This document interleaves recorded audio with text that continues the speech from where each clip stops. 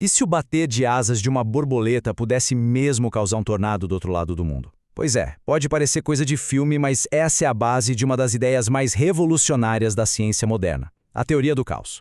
Essa pergunta mexe com uma das nossas certezas mais antigas. Por muito, muito tempo, a ciência prometeu um futuro que a gente poderia calcular, prever. Mas aí, uma descoberta que aconteceu por acaso numa simples pausa para o café mudou completamente as regras do jogo. Para a gente entender o tamanho dessa revolução, primeiro vamos voltar um pouquinho no tempo e ver o mundo como a ciência via antes, como um relógio gigante, sabe? Um mecanismo perfeito e totalmente previsível. Basicamente, as regras eram essas. Acreditava-se que, se a gente soubesse a posição e a velocidade de cada partícula, dava para calcular todo o futuro e até todo o passado. A ideia era simples, né? Se um relógio quebra, o que se faz? A gente desmonta, acha a engrenagem quebrada, conserta e pronto. A aposta era que o universo inteiro funcionava do mesmo jeito.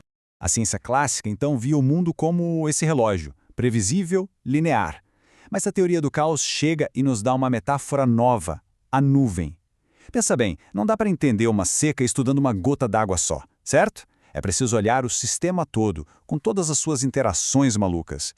Essa mudança de perspectiva é a chave de tudo. E o mais impressionante é que essa virada de chave gigantesca não veio de um plano super elaborado, não. Veio de um acidente, um errinho de arredondamento durante uma simples pausa para o almoço. A história começa lá nos anos 60. Tinha esse meteorologista, Edward Lorenz, do MIT, e o objetivo dele era tornar a previsão do tempo mais precisa.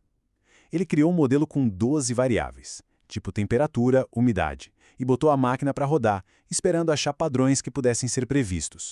Aí um belo dia, para economizar tempo, em vez de começar a simulação do zero, Lorenz decidiu reiniciar o programa do meio do caminho. Ele pegou uns valores que o computador já tinha impresso e colocou de volta na máquina. E um desses valores era esse aí, 0,506, um número que parecia totalmente inofensivo. Só que aqui está o pulo do gato. O computador, para economizar espaço no papel, tinha arredondado o número. Na memória dele, o valor tinha 6 casas decimais, mas ele só imprimia 3. Essa diferença, de mísero 0,000127, era tão pequena que, segundo tudo que se sabia na época, não deveria fazer diferença nenhuma. Era para ser insignificante. Mas não foi nada insignificante. Lorenz deixou a máquina rodando e foi tomar um café. Quando voltou, o resultado o deixou chocado. Os dois gráficos, o original e o que ele reiniciou, começaram quase idênticos, mas de repente eles se separaram de um jeito brutal, completamente imprevisível. Uma diferença minúscula no início levou a 2 futuros totalmente diferentes. O que o Lorenz tinha descoberto quase sem querer era um princípio fundamental do universo. Um princípio que logo ia ganhar um nome bem mais poético. Esse é o nome científico para a descoberta dele. Em sistemas complexos, onde causa e efeito não são proporcionais, como o clima, o mercado de ações, a biologia, aquela velha ideia de que errinhos levam a desvios pequenos simplesmente não vale. Não mesmo. Pequenas incertezas podem explodir e crescer de forma exponencial. E é aqui que nasce uma das metáforas mais famosas da ciência. A ideia não é que uma borboleta sozinha cause um tornado. A questão é que, num sistema super complexo e todo interligado, a menor das perturbações pode alterar o futuro desse sistema de uma forma que é, na essência, impossível de prever. Ok, tudo isso pode parecer um pouco abstrato. Então, que tal a gente ver na prática como a complexidade e a imprevisibilidade podem surgir das regras mais simples que alguém possa imaginar? Vamos fazer um pequeno experimento. Imagine uma grade de quadradinhos.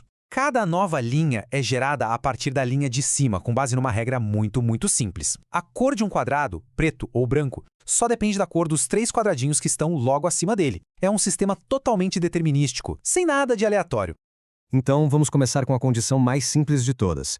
Uma longa fileira de quadrados brancos com um único quadradinho preto bem no meio. O que será que acontece quando a gente aplica essa nossa regra simples várias e várias vezes? E o resultado é este. De um começo tão simples, nasce um padrão incrivelmente complexo e cheio de estrutura. E vale reforçar, não tem nada de aleatório aqui. Cada passo é perfeitamente determinado pelo anterior. Mesmo assim, a complexidade que surge é de cair o queixo. E agora vem aquele momento uau! Esses padrões não são só curiosidades matemáticas, não. Eles estão por toda a parte na natureza. A mesma lógica que gera esses triângulos num computador parece funcionar nos padrões de uma concha do mar. Isso mostra que a complexidade na natureza pode surgir de regras muito, mas muito simples. Agora, atenção para uma virada importante na história. Aquela dependência das condições iniciais é crucial. Com a mesma regra, alguns pontos de partida, como a gente viu, explodem em complexidade. Outros, no entanto, simplesmente morrem, desaparecem em uma ou duas gerações e não dão em nada. Isso nos leva de volta ao efeito borboleta. Pega um desses padrões que estava fadado a desaparecer. Agora muda só um único quadradinho de branco para preto, uma única mutação. De repente, a vida explode.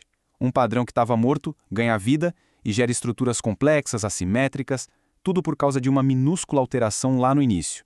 Então, o que tudo isso quer dizer, afinal? Qual é a grande lição que a gente tira dessa jornada pelo mundo do caos? Essa frase resume tudo perfeitamente.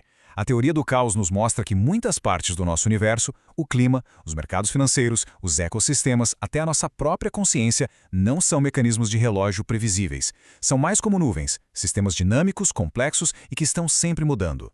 E aqui está o ponto crucial. Caos não é aleatoriedade, não é bagunça. Cada passo segue o anterior de acordo com regras fixas. É determinístico. Mas, na prática, é impossível prever o resultado a longo prazo. A previsibilidade simplesmente se desfaz no ar.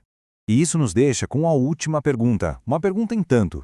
Se o cérebro humano funciona com base nesses mesmos princípios, esse poderia significar que as nossas escolhas, mesmo sendo determinadas pela biologia e pelas experiências, são, na prática, imprevisíveis? Talvez o livre-arbítrio não seja a ausência de causa, mas sim essa complexa e infinita imprevisibilidade de um sistema caótico? Fica a reflexão.